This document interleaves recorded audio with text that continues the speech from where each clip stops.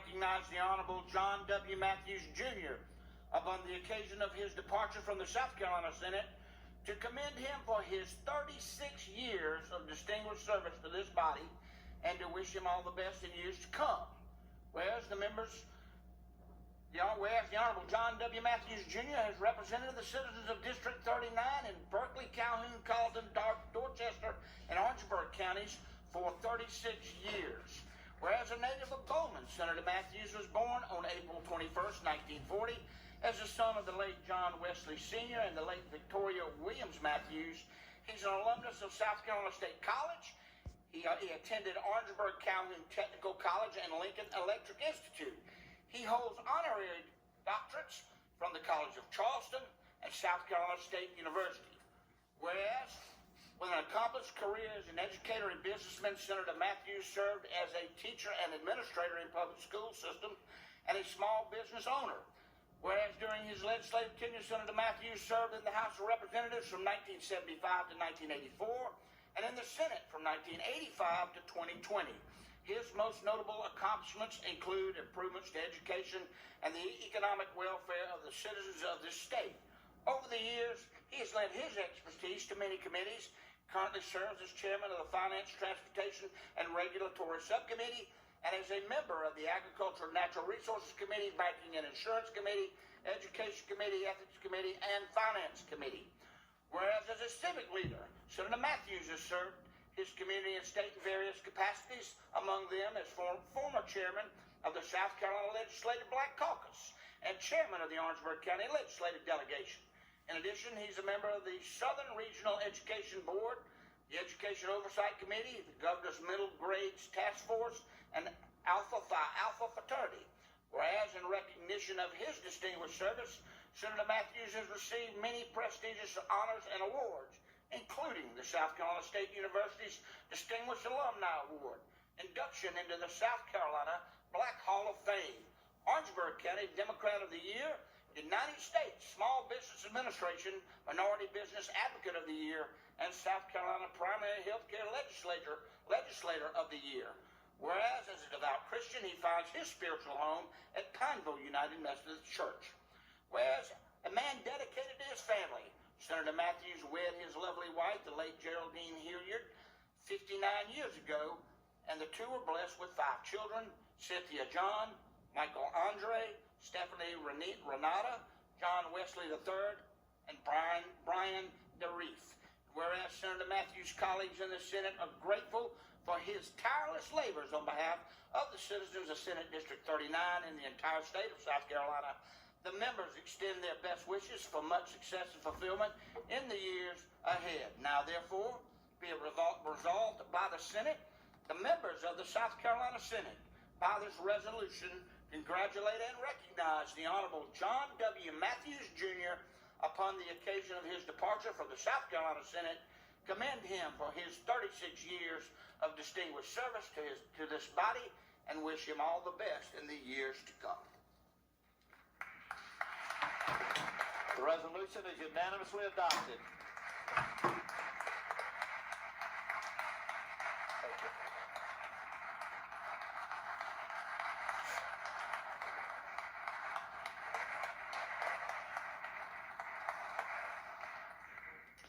We recognize the Senator from Orangeburg, Senator Matthews.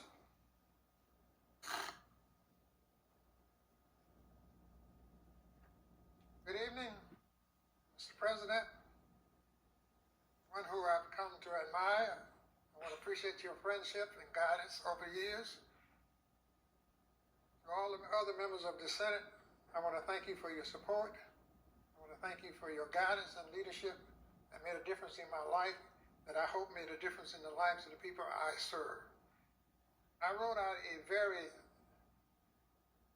specific speech, but as I stand here and listen to all the personal comments that were made by the other senators, I thought I might want to just talk about personal history some and friendship.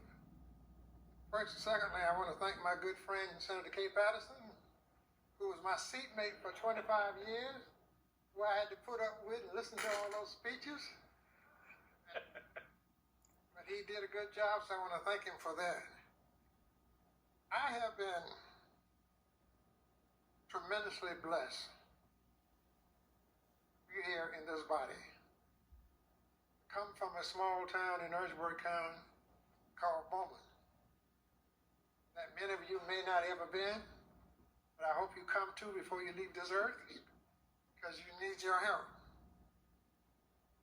I've had some unique experiences that I want to talk to you about in this body and in this General Assembly.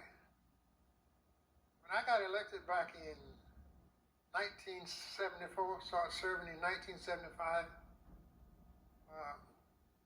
president of this body was Marion Gressett. He was part of our delegation. The seat that I now hold was his old former seat. But that was a unique experience I want to tell you about. So I thought about that while I was up there. Back in 1984, they passed Senate reapportionment. Marion Gressett was chairman of the Senate Reapportionment Conference Committee. I was one of three representatives who were represented in the House because the House rejected the Senate proposal. So we had to work out a compromise. And we finally got to a point where we worked out a compromise. When I went home that night, Brad, I was in Marshall Williams District. But you know who the chairman was. But lo and behold, all of a sudden, Marion Gressett died. Marshall Williams then became the chairman. About 2 weeks later, we worked out an agreement. I'm backing up Marion Gressett over district.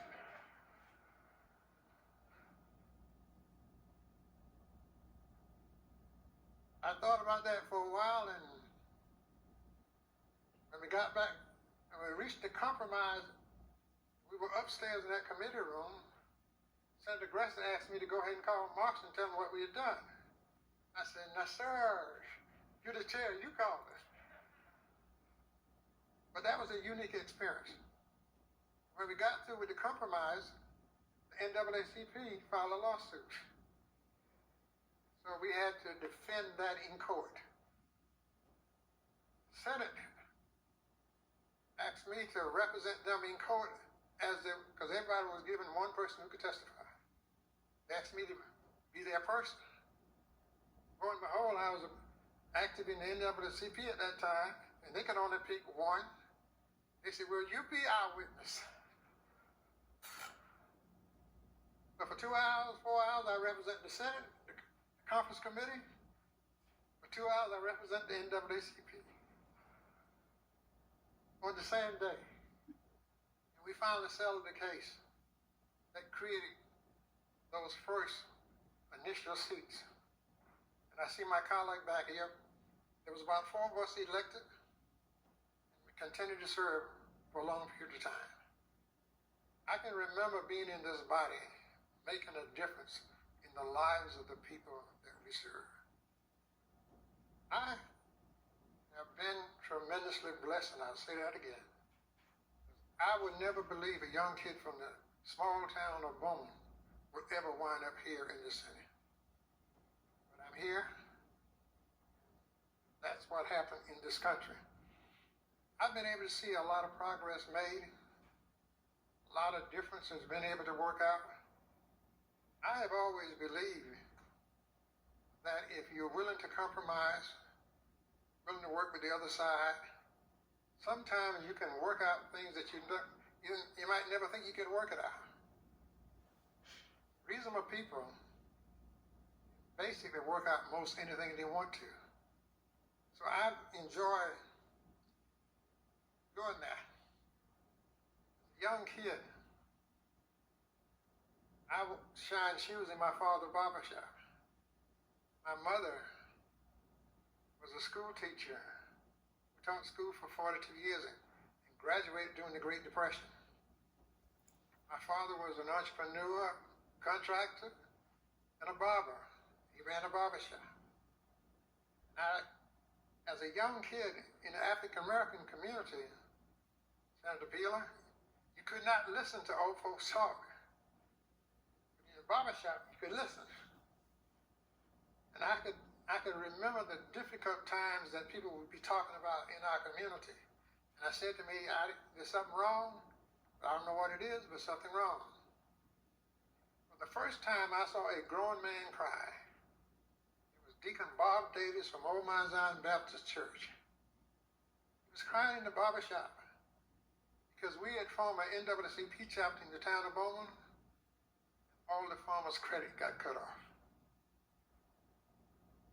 Then in 1974, when I ran for office, 2 weeks before the election, I was over there on my farm. I saw a truck at the end of the line at the end of the row, and I drove my tractor back down. It was old man Bob Davis again. He was so happy. He said he talked to all his friends, and we're gonna win this thing. So I went from seeing that same old man crying to that same old man being happy. So that has been a part of the journey that I've gone through to get to this place, serve the citizens of my state. And finally, I want to make some advice to all of you. I've been in office for 46 years, but there's something that I learned in my initial election. I learned something about people. I want to pass that same advice on to you. That advice is this.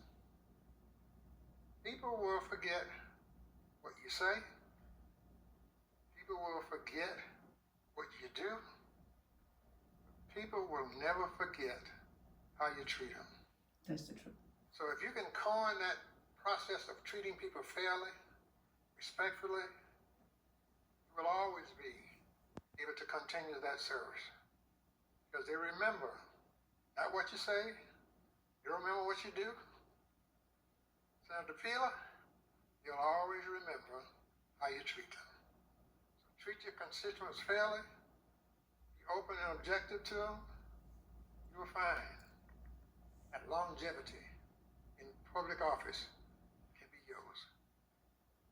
A young fellow from Bowman would never believe that he would have a portrait in the Senate. It was beyond my wildest dream, never even thought about it. But it shows you what can happen in this country, the changes that we've gone through. Now, Senator Patterson, we've made progress. There's still a ways to go. So let us continue to fight, continue to dialogue, continue to work with each other for the betterment of the citizens of this state. As I go and leave this place for the last time, I want to say thank you. I want to say God bless you. You can always work out a compromise. And I want to tell you about one of the compromises that I objected to a gun bill that was introduced by the Senator Spartanburg. And on the last day before that session aimed, my objection was still on the bill. We were in the bathroom washing our hands.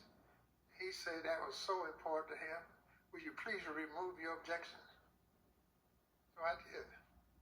So I'm just saying to you that sometimes you can work out things with reasonable people, be reasonable. I'm just telling you to stand firm, look at the needs of the state, and help us to continue to grow our state. All of us benefit. That is progress. Thank you very much.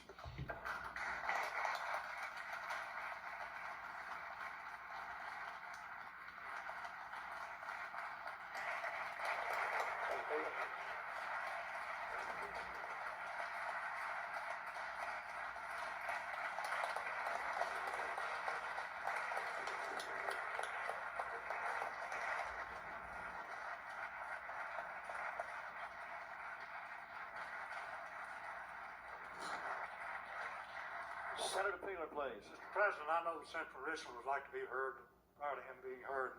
On behalf of Governor McMaster, I'd like to present the Senator from Orangeburg, Board of the Palmetto, states ICE Civilian Award.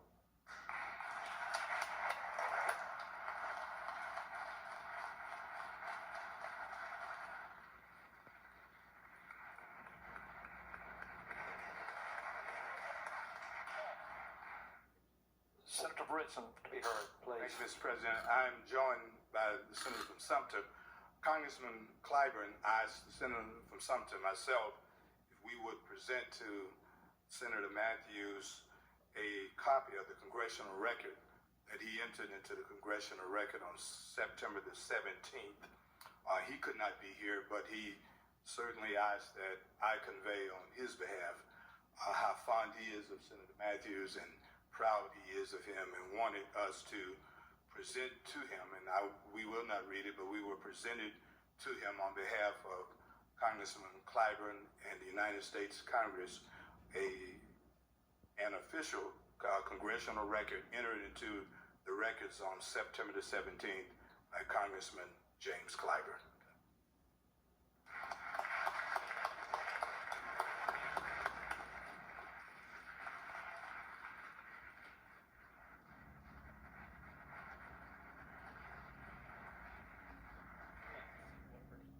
Senator from Lexington, what purpose do you rise? Mr. President, I ask unanimous consent that the words of all three of the senators be placed in the journal. Without objection. Senator I ask Cherokee. unanimous consent that the Senate receive for 10 minutes. Without objection, we'll receive for 10 minutes.